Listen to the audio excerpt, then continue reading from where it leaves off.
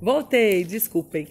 Tomara que esteja um pouquinho mais claro agora. Bom, eu enumerei algumas palavras de Cristo que mostram que ele era Deus, tá?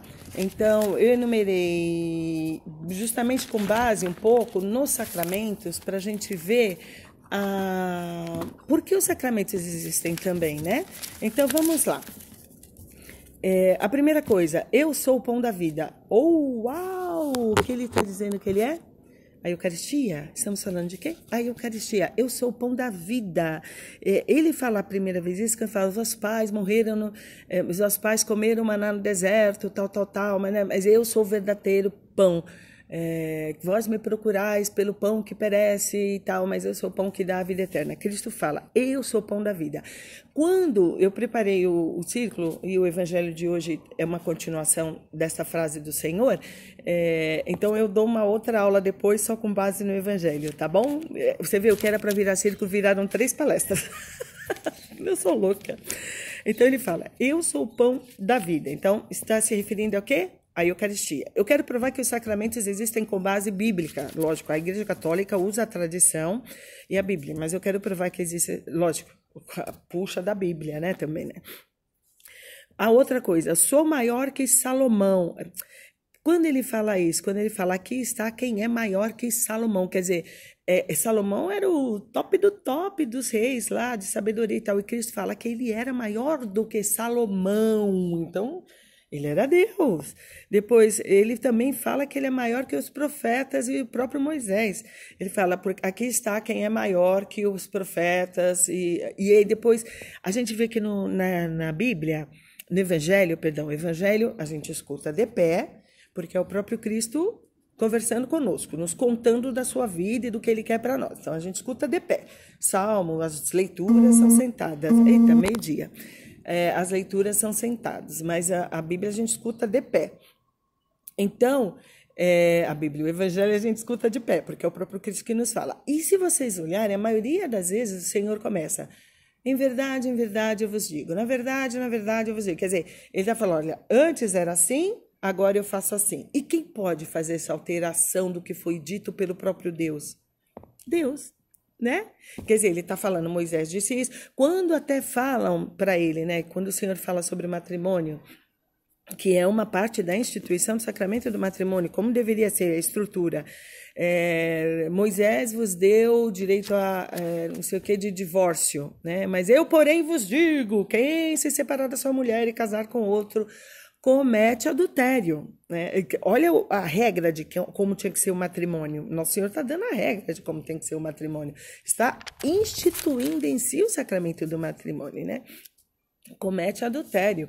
Então, Cristo está falando, Moisés disse isso, mas eu sou maior do que Moisés. Então, isso que ele disse foi porque o coração de vocês era duro, e aí ele vai, conserta e fala, agora é assim, separou, comete adultério. Se casar com outro, se separar não comete adultério, lógico, separou e juntou com outro, desde casar na igreja, comete adultério.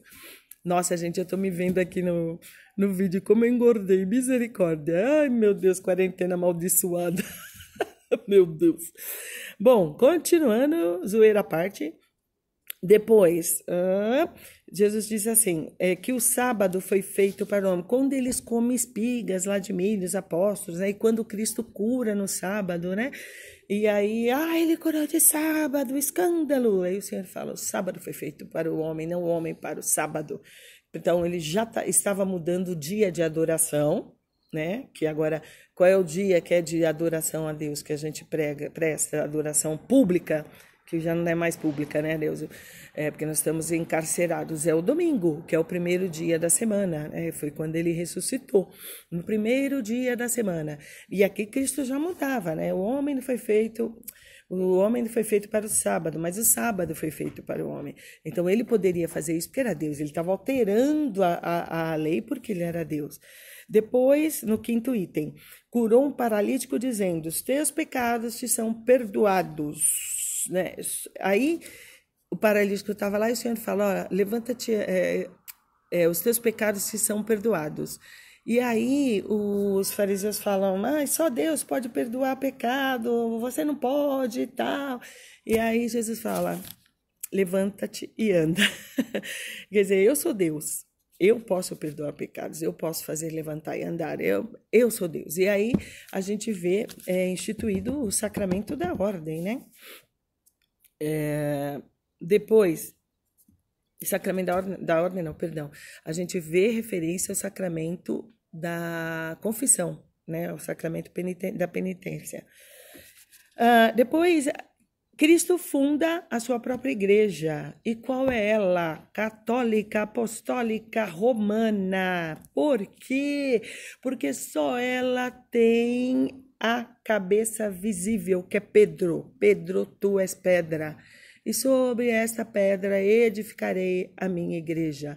Só ela tem todos os sacramentos. Então, e foi aos 12 apóstolos, que ele fez, como fala, com a vinda do Espírito Santo, que essa igreja tivesse vida. Mas a gente entra nisso. Então, Cristo funda a sua própria igreja. Pedro, tu és pedra, e sobre esta pedra edificarei a minha igreja. Não é a igreja de Pedro, é a minha dele. Né? A minha igreja, não a igreja de Pedro.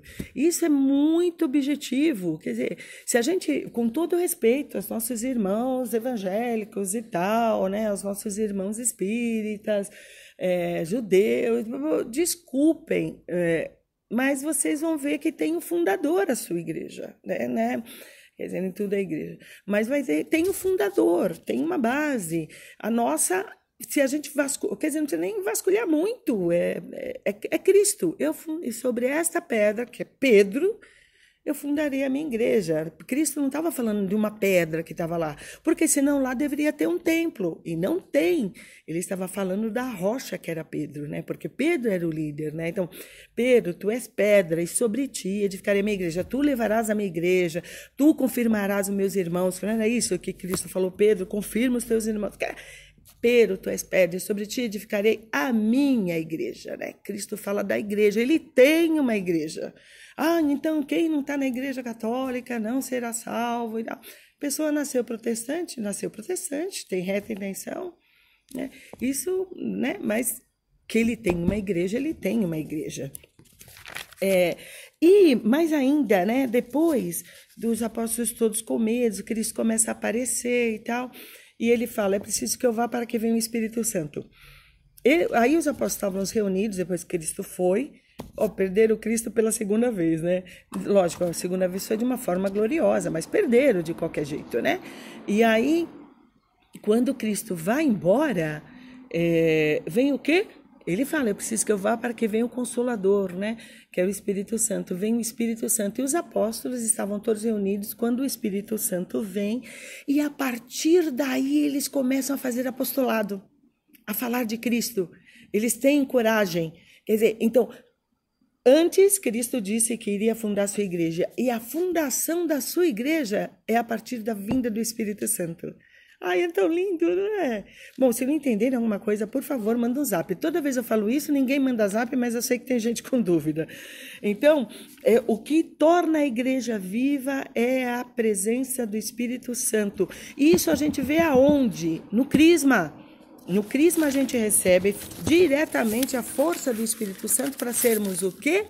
Apóstolos de Cristo, para sermos igreja viva, né? É isso que precisamos ser. Depois o Cristo fala também, né? Nossa, tem tantas referências à Eucaristia, que negar que Cristo esteja na Eucaristia é não ser católico, sabe? Não tem. Não tem como falar outra coisa. Ele diz, isto é o meu corpo, isto é o meu sangue, né? Naquela quinta-feira santa. Então, é Eucaristia. Ele não fala, isso representa. Não, ele fala, isto é. E aí, então, que é a Eucaristia. E aí ele fala, fazer isto em memória de mim. É quando ele institui o sacramento da ordem. Só quem pode fazer isso, desculpem, são os apóstolos. Aqueles 12 primeiros que depois, né, na sequência são os padres que têm o sacramento da ordem, porque Cristo instituiu o sacramento da ordem. E se Cristo quisesse que houvesse mulheres... celebrando missa, perdoando e tal, Nossa Senhora estaria lá. Se ela não estava, é porque ele não quis. Manda quem pode, obedece quem tem. Como é que é? Manda quem pode, obedece quem tem juízo, né? Manda quem pode, obedece quem tem juízo. Ele não quis mulheres. Ele quis homens, ele quis aquelas tranqueiras. Nossa Senhora era infinitamente mais santa que qualquer um daqueles. Juntasse todos lá, não dava o dedo de Nossa Senhora. Mas Cristo quis aqueles 12, para que eles tivessem esse... Eu vou usar a palavra poder, que não é poder, que quem faz tudo é Deus. Mas Cristo quis que fosse dependente das palavras e das mãos do sacerdote. Né? Interessante isso, né? Bom, qualquer dúvida, por favor, perguntem. Depois, Cristo institui o sacramento da confissão também diretamente aos sacerdotes, né? Aos apóstolos. Ele fala antes de ir embora: a quem vós perdoardes, na hora da ascensão, né? A quem vós perdoardes, eu perdoarei. A quem não perdoardes, eu não perdoarei. E foi na ascensão?